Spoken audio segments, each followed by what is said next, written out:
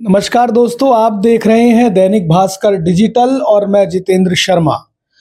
मेरा नाम अनुराग गर्ग है और वैसे मैं राजस्थान से आता हूँ और मेरा चूंकि होटल व्यवसाय है, होटल फेडरेशन ऑफ राजस्थान में वाइस प्रेसिडेंट का मेरा दायित्व है और सामाजिक क्षेत्र में भी अंतर्राष्ट्रीय वैश्य महासम्मेलन के राष्ट्रीय वरिष्ठ उपाध्यक्ष का भी मेरे पास दायित्व है। मैं चाहूंगा जब राजस्थान का नाम आता है तो घूमने के लिए, डेस्टिनेशन के लिए बहुत सारी मेमोरी, यादें निकल कर आती है। ऐसा है, किसी भी शहर का डेवलपमेंट, किसी भी प्रदेश का डेवलपमेंट, हमारे भारत का डेवलपमेंट जब भी संभव होता है या तो इंडस्ट्रीज हो या एजुकेशन सेक्टर हो या पर्यटन का विकास हो। राजस्थान जो है पर्यटन के क्षेत्र में काफी अग्रणी हमारे रहते हैं। हालांकि राजस्थान में जो है हमारे किले, महल, बहुत अच्छी अच्छी हमारी जितनी भी हेरिटेज बिल्डिंग्स है। फॉरेनर्स मूवमेंट, हालांकि पिछले 3-4 साल पहले जो कोविड की भयंकर महामारी आई थी उससे काफी थोड़ा सा ठहराव आया था। धीरे धीरे जो है वो बढ़ने लग रहा है और हालांकि अभी जैसे हमारे यहाँ जोधपुर है, उदयपुर है, जयपुर है, वहाँ तो डेस्टिनेशन मैरिज का पूरा हब है और चाहे मुंबई से हो, चाहे कलकत्ता से हो, लोग दिल्ली से वहाँ डेस्टिनेशन मैरिज करने आते हैं। केंद्र सरकार पूरे प्रयास में ये रहती है कि पर्यटन को बढ़ावा मिले। तो मेरा तो पुनः निवेदन ये, हमारी सरकार से भी ये निवेदन है कि पर्यटन के क्षेत्र में और कुछ थोड़ा सा बढ़ावा मिलेगा। वो कैसे मिलेगा? जैसे अभी बड़े जो हमारे शहर हैं उसके साथ साथ छोटे छोटे शहरों को भी बढ़ावा जैसे मिले। जैसे अलवर है, भरतपुर है, सवाई माधोपुर है, जैसे कोटा है। कोटा हालांकि शिक्षा नगरी कहलाती है, शिक्षा के क्षेत्र में कोटा का बहुत बड़ा नाम है, लेकिन पर्यटन की चीजों को भी वहाँ और बढ़ावा मिले। जैसे बाड़मेर है, गंगानगर है, ऐसी हमारे जितने भी छोटे शहर हैं उनमें भी जो कुछ हेरिटेज बिल्डिंग वहाँ पे भी हैं, सभी जगह हैं, उनको थोड़ा सा और प्रमोट करके उनके जो जैसे किले हैं उनमें थोड़ा सा मतलब थोड़ा सा और बेहतरीन आज के समय के साथ उसको थोड़ा सा और मॉडर्नाइज करके, थोड़ा साफ सुथरा पेंट कलर और इस तरह से करके और थोड़ा सा अगर बढ़ावा मिलेगा। जैसे कहीं पे sound, light and sound show चले, कहीं पे म्यूजिकल इवेंट इस तरह से आयोजित किए जाए, ऐसे धीरे धीरे जो है इनको अगर प्रमोट किया जाएगा तो निश्चित तौर पर हमारे यहाँ मतलब वैसे फॉरेनर्स मूवमेंट काफी है।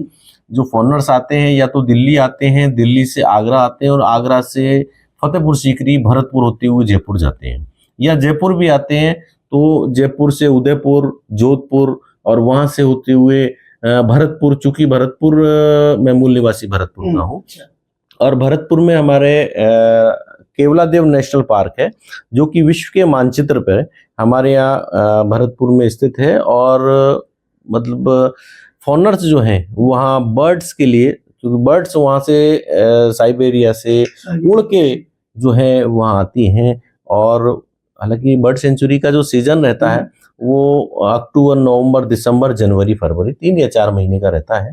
तो जो फॉरेनर्स आते हैं जयपुर, जोधपुर, उदयपुर और भरतपुर होते हुए फिर फतेहपुर सीकरी से होते हुए वो आगरा और आगरा से दिल्ली निकल जाते हैं। तो मेरा कहना ये है कि जो हमारे बीच में शहर पड़ते हैं, जैसे भरतपुर की मैंने बात रखी, तो भरतपुर में जो हमारा केवलादेव नेशनल पार्क है उसको भी थोड़ा सा और डेवलप कराया जाए, बोटिंग भी चालू हो और कोई जैसे वहाँ की कोई क्लिप बना के डिस्कवरी जैसे चैनल पे एक फिल्म चलती, लघु फिल्म चलती है, इस तरह से चला के, और वहाँ पे जो किले हैं वहाँ किले पे भी जैसे लाइट एंड साउंड शो जो है उसको वहाँ की जो पुरानी राजा महाराजाओं की जो स्क्रिप्ट है उसके हिसाब से उसको चलाई जाए, इस तरह से। ये तो हो गई एक पर्यटन की बात। पर्यटन के साथ साथ और क्या डेवलपमेंट में आप चाहते हैं, क्योंकि गवर्नमेंट तो अपने हिसाब से कर ही रही है। कि मैं होटल व्यवसाय से भी आता हूँ और जब कोई डेवलपमेंट शहर में आता है तो व्यवस्थाएं भी चाहिए, एकोमोडेशन चाहिए, उनको होटल्स की भी आवश्यकता है, उन्होंने टैक्सी की भी आवश्यकता है, उनको गाइड की भी आवश्यकता है। तो ये सारी चीजें जब आती हैं तो रोजगार बढ़ता है। जैसे अभी माननीय प्रधानमंत्री जी ने और योगी जी ने बहुत मेहनत करके इलाहाबाद में प्रयाग जो कुंभ 144 साल में जो होने हुआ है अभी, और उस कुंभ को अगर हम देखते हैं, हमारी आस्थाओं से जुड़ी हुई चीजें हैं, हमारी हिंदू संस्कृति से जुड़ी हुई चीजें हैं। लेकिन अगर एक दृष्टि से अगर अपन देखते हैं तो कितनी इकोनॉमी का सर्कुलेशन होता है। आप ये देखें, जब लगभग 65-67 करोड़ लोग जब उसमें आ रहे हैं, तो निश्चित तौर पर वहाँ होटल्स भी उनको रोजगार मिलता है, होटल्स के कर्मचारियों को भी बढ़ावा मिलता है। वहाँ के पेट्रोल पंप जब गाड़ी से आएंगे तो डीजल, पेट्रोल, गैस, इन सभी चीज़ों की आवश्यकता रहेगी।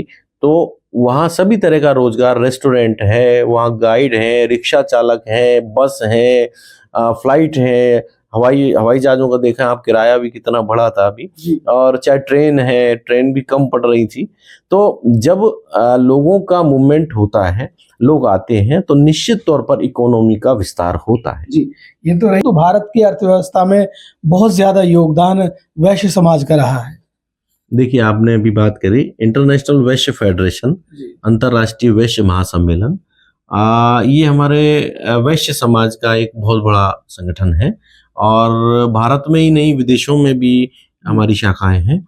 और चूंकि मेरे पे भी दायित्व है, हमारे जो स्वर्गीय रामदास जी अग्रवाल जी ने और रमेश जी अग्रवाल साहब, उन्होंने इसकी वैश्य समाज की हमारी स्थापना की।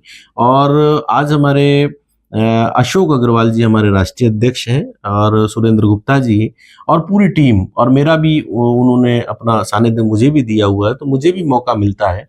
क्योंकि वैश्य समाज, जैसा आपने कहा, पूरी कई चीज़ों में बहुत महत्वपूर्ण योगदान वैश्य समाज का रहता है। और मेरा भी कई बार देश में विदेश में जाना होता है, तो हमारा प्रयास ये रहता है कि हमारे समाज के बंधु भी आगे बढ़े, और कहीं आर्थिक दृष्टि से कहीं असक्षम हमारे भाई बहन हो, तो उनको भी कोई मंच मिल सके, चाहे वो सामाजिक क्षेत्र में आगे बढ़े, व्यापारिक क्षेत्र में आगे बढ़े, और अगर राजनीतिक क्षेत्र में भी आगे बढ़े, तो हम प्रयास करते हैं कि लोगों को मौका मिलना चाहिए।